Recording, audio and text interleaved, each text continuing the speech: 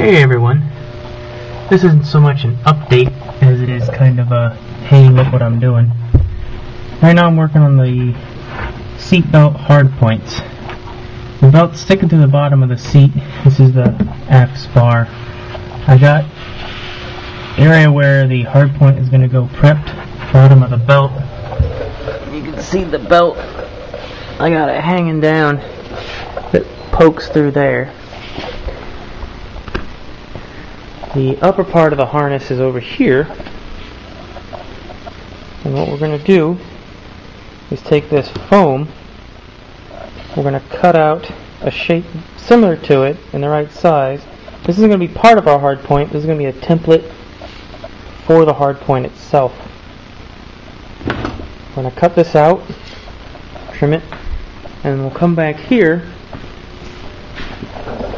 When I get that done, I'll probably clip it to the end of this. But we'll put it up here, probably right here about.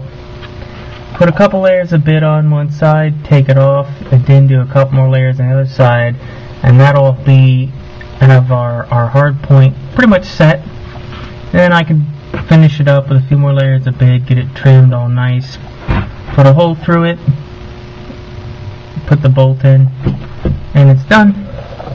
I'm going to do the same for the other side, and I haven't even marked where it's supposed to go yet because I've been busy working on this one. Still got to trim these up, and even they aren't entirely even. That's my fault. But I have the outsides fixed, so and nobody's going to see this, so it's not a big deal.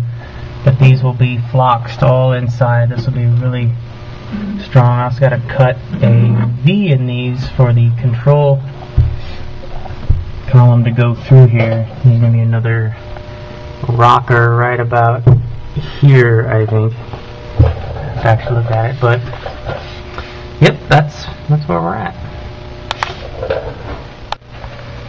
Alright, so we have half of our mount done.